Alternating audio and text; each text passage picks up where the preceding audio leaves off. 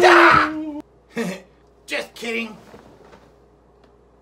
You bastard turkeys, you done it again. In its long history, Great Britain has experienced a long list of monarchs, the good, the bad, the in-between, and it is said many of them have failed to give up the throne, even after death. From orbs to poltergeists to visions of armies reenacting long-lost battles, it is no surprise certain ancient royal residences have managed to accumulate a few unexpected residents. I'm Johnny from Mortar and Ivy, and here are 10 chilling para-royal encounters that continue to spook the strongest of nerves today.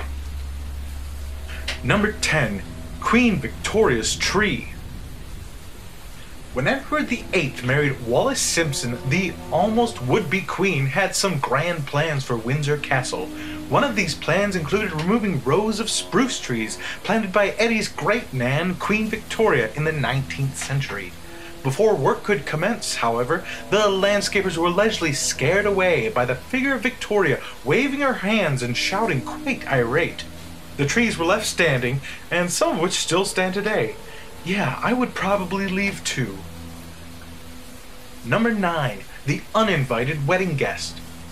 Who doesn't love a royal wedding? People seem to go nuts over them, both living and dead. Prince Harry wedded his sweetheart Meghan Markle on 19th May 2018, and the world immediately fell in love with the new Duchess of Sussex. Ah, another tongue twister. I mean, just the dress she wore has its own Wikipedia page. Thousands were in attendance that day, and according to some, not all of them had a pulse. In several of the photos can be seen what are considered ghostly orbs, the photographic evidence of ectoplasm and fingerprint of the passed on. Psychics came forward, of course, to admit this spiritual presence was none other than Harry's late mum, Princess Diana.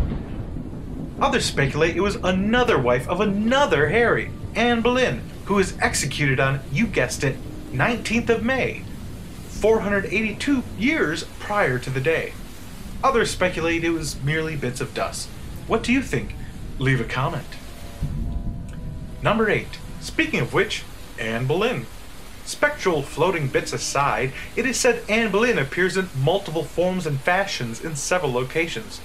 The polygamous king's second wife was executed 19th of May, 1536, after convicted of numerous treasonous crimes including adultery and incest. Some say her spectral figure meanders her execution spot, the courtyard of the Tower of London, as well as its halls and corridors, the nearby Queen's House, or leading a procession of other ghostly figures at the Tower's parish chapel where she is buried. Others claim she arrives by coach in Blickling Hall in Norfolk, carrying her severed head in her lap. Number 7. Catherine Howard and Jane Seymour. Jolly King Hank's rather unfair treatment of his queens certainly left behind a retinue of ghostly legends.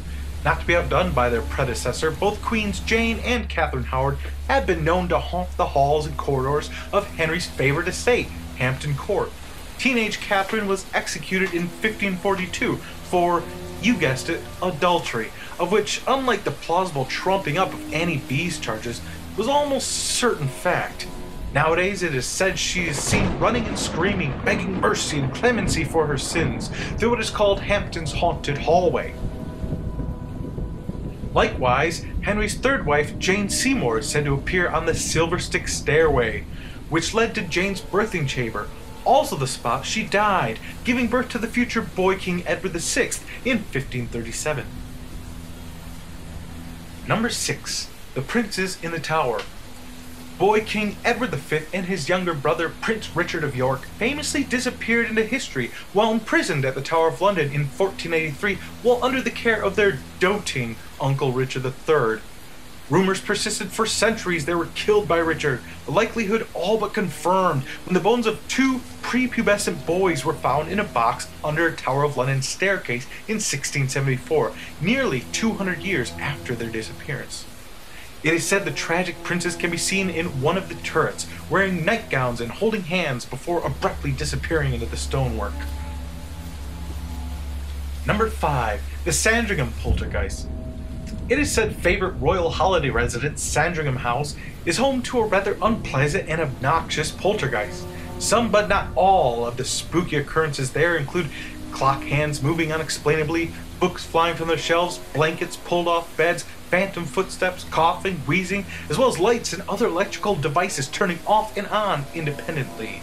Prince Charles himself has stated experiencing cold bursts of air at times without a source of any draft.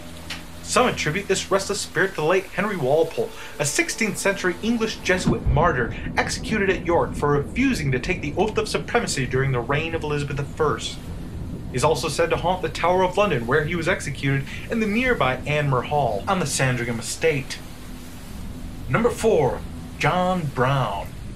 After Prince Albert died in 1860 after 20 years of marriage, or was it 1861? Queen Victoria remained in mourning, dressed in black for the rest of her life, never again marrying or taking a lover. Or at least that's the official declaration. Speculators argue she indeed fell in love with her Scottish personal attendant, John Brown, to the point she even earned the nickname Mrs. Brown. It is said Brown haunts the chambers of the Queen's Scottish residence, Balmoral Castle in Aberdeenshire, often wearing a kilt as he had in life. Even current Queen Elizabeth II has mentioned being in his ghostly presence. Number 3. King Arthur. Whether or not he truly existed in life, Arthur, legendary king of the Britons, can be seen haunting many locations throughout his former domain. Beside Tintagel, one of the supposed sites of Camelot, Arthur can also be seen leading ghostly troops into battle along the slopes of Cadbury Hill in Somerset, another supposed site of Camelot. Number 2. Elizabeth I. Henry VIII's most successful successor, Aha! Nailed that one! held a very unfavorable view of marriage. After all, her mother Anne Boleyn and stepmother Catherine Howard were both executed during her lifetime. Instead, she ruled England unmarried until her death in 1603. Today, she is seen at Windsor Castle drifting between the library and an inner room, as well as Streley Hall in Streley, Nottinghamshire. Father of the current Queen Liz, George VI, claims to have experienced the Virgin Queen some 8 nights in a row during World War II, because stress couldn't account for that. George III also claims to have witnessed the first Liz at Windsor and even conversed with her, claiming she spoke of her marriage to England. But then again, he has also regularly conversed with trees, so those claims must be accepted with patience and humility. Honorable mention, Skeletor. When one thinks of ghostly British monarchs, images conjure of Henry VIII, any number of his wives, King Arthur, etc., etc. Very few people imagine Skeletor, the Scourge of Eternia. While he is uncle to Prince Randor, aka He-Man, he's not British, or so we thought until 2003. In October of that year, security cameras at Hampton Court upstream from central London captured the image of a ghostly figure appearing to swing open a fire door, have a look about, then disappear back into the 16th century royal residence. Immediately, comparisons were made of the apparition, appearing hooded and somewhat skeletal, to the antagonist of the Masters of the Universe. While this stinks to high hell of a hoax, nobody has thus far come forward taking credit to the prank, and the Hampton Court security staff remain baffled, at least publicly. And finally, number 1, Henry VIII. Another famous ghost of Windsor Castle, as if there weren't enough already, some say as many as 25, is Henry VIII himself. Just like practically all of his wives, Henry seems to have lingered on a bit longer than his reign entailed. Witnesses claim his spirit angrily roams the rooms of the royal castle, including its deanery cloister, scowling and pacing frantically, his ulcerated leg thudding in step, possibly angry at one of his wives, or that bastard Thomas Wolsey, or maybe just France in general. Ask him. I dare you. That's our list. What do you think? Do you believe in ghosts? Leave a comment below, and as always, thank you for watching. I've been Johnny. You're always welcome to haunt my neck of the woods.